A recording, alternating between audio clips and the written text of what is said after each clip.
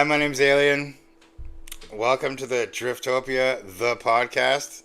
This is my co-star, Gizmo. He loves treats. I just wanted to introduce myself and explain what Driftopia is all about and how beautiful it is, and just so you guys all understand what the podcast will be about. They got the nickname Alien when I was younger. I grew up in White Rock, British Columbia, and everybody had nicknames, and for some reason I had a huge head for my body when I was younger, like an alien, I guess. And I can also do this crazy arm trick where I'm like double jointed, so I can like spin my arm around. It's kind of hard to do on the table, but you can spin it around. I was actually born at Children's Hospital in Vancouver, and then lived on Low Heat Highway in Burnaby till I was about, grade 2, and then moved to White Rock, BC, and that's kind of where I grew up as a kid, pretty much there. I started skating in 1993, so pretty much 31 years ago, and yeah, it was just from the beginning, I loved it. Well, pretty much it all started. I didn't get very good grades in high school, and the only one I actually got like maybe a C plus in was woodworking class in grade 9, and from then I didn't even finish high school at that point. So when I left, I skated for years, and then I met a guy named Seb. He builds all the ramps in Vancouver, pretty much, or all the vert ramps over the years in Vancouver, tons of stuff. But he taught me tons in Vancouver before I moved up to the Kootenays, how to build all different types of ramps, and not really concrete, but that's what got me into woodworking. And then my friend Danny Haig owns a company called Van Urban Timber in Squamish, and I was just so stoked to see what he was doing with like his sawmill, and I thought it was really cool to like, once I even got like a chainsaw or to get a sawmill, to be like, oh, this would be really fun to see what logs look like when you cut them open, you know. In the beginning, I moved here into Josh's old house. I lived in a school bus for the first summer and taught skateboard lessons. And then I learned that Josh really wanted a bowl in his backyard, and I kind of thought about building him a bowl in the backyard where we were at the house, kind of closer to Castlegar than my house. But in the end, I was like, that's going to be a big thing to take on. Maybe I should just like fucking build something once I find my own place, you know? And when I was searching for houses, I literally wasn't even caring about like what the house looked like. It was more the fact that I wanted to see where the Love Bowl was going to go. So it was like 7 to 8 years in the making for sure. And then when everything went through, I was like, this is it. This is going to be the house where we put it. Josh is Josh Even, my friend that passed away in 2010 in a motorcycle accident. And the reason why we built the bowl, this is kind of answering more questions, but we built the bowl in memory of him because we shaped it in a heart as well. And we wanted he just gave his heart out to so many people, and I think it's cool that we shaped it like a heart, and everybody that comes enjoys it, and I tell them the story when they come and visit. Driftopia, the name was built from my company called Drift Woodworks, and I called that because I started collecting driftwood in the beginning to start my woodworking company, and I just do like small candle holders and stuff like that, and I was just using material that I had around because I couldn't afford to buy a chainsaw or a sawmill. And then I just like kind of put Skatopia mixed with Driftopia. And Skatopia is an amazing place too in the States. I just thought I didn't want to step on their toes or anything. I just thought it'd be cool to put the two things together, drift and topia. That's kind of where it grew into. I'd say my biggest slam in skateboarding was when I hit my head in California on this concrete rail. I was like down in California with Bradley Shepard, and I was skating with like I think it was a zero team, and I smoked my head pretty hard. I remember I couldn't see, like when I was on the ground, I couldn't see up, and I was in like had a gnarly concussion in my ears, and my nose was bleeding.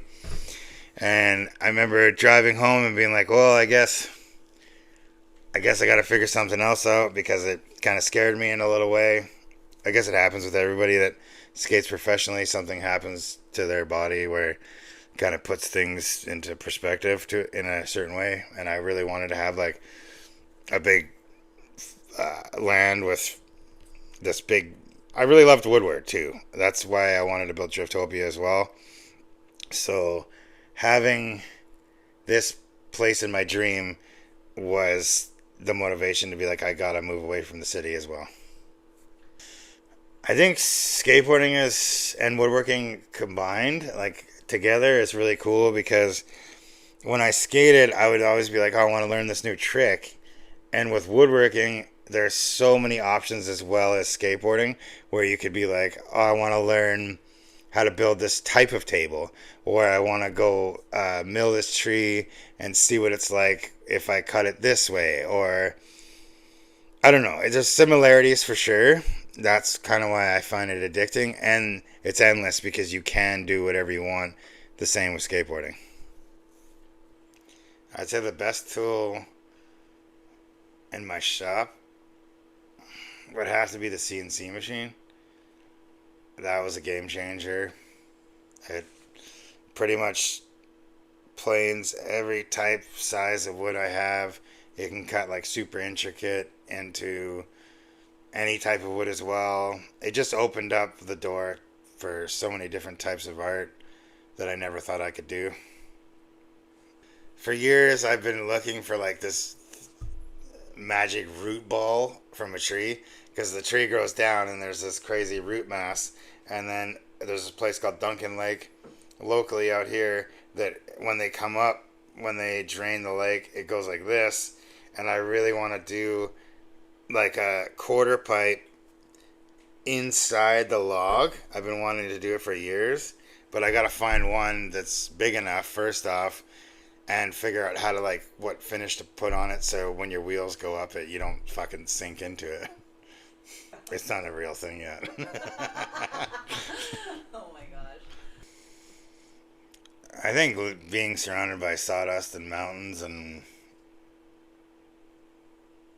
turkey vultures, I think it's sweet because they they they I don't know, like out here compared to the city, you kind of have more time to think about your goals and dreams than being in the city where you're like, holy fuck, that car is coming this way, or like there's an ambulance, or there's a fire truck, or I got to go do this because this guy's coming at this time.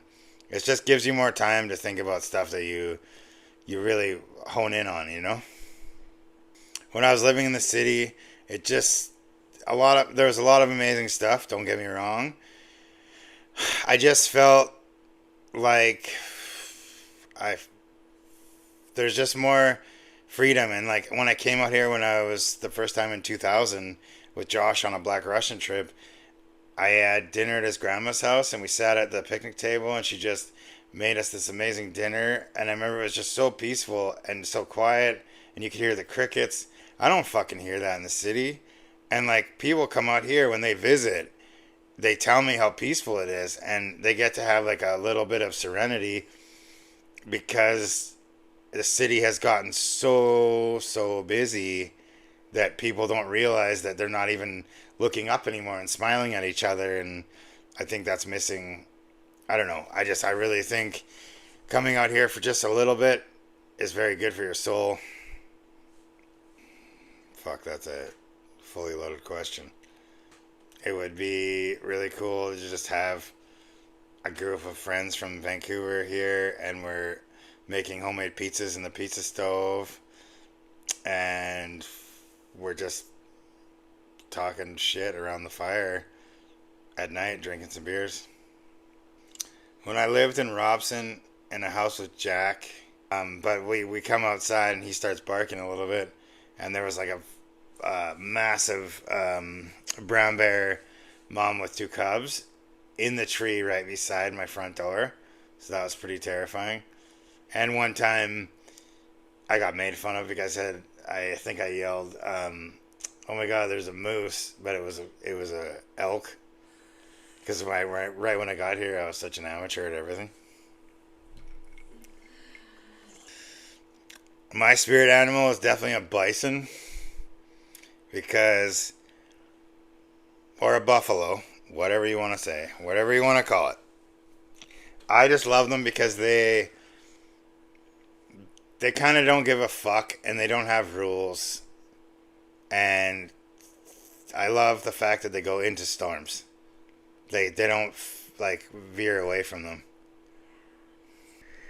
I hope when somebody rolls up for the first time and all they've seen is like social media stuff, they realize how much bigger it is, because everybody that shows up is like, "Oh, I didn't realize everything was so spread out and there was these beautiful mountains surrounding it." And it's so hard for me to explain or show to everyone that the view, like photos and videos don't do it justice. But I would say overall, I don't want you to feel like you're at a skate park. I want you to feel like you can be as free as you want. So I want it to feel like a sanctuary where people can be who they want to be all the time when they're here. You don't have to be someone else, because it's not an amusement park. It's totally different. It's its own entity, and when you come, you'll understand what I mean.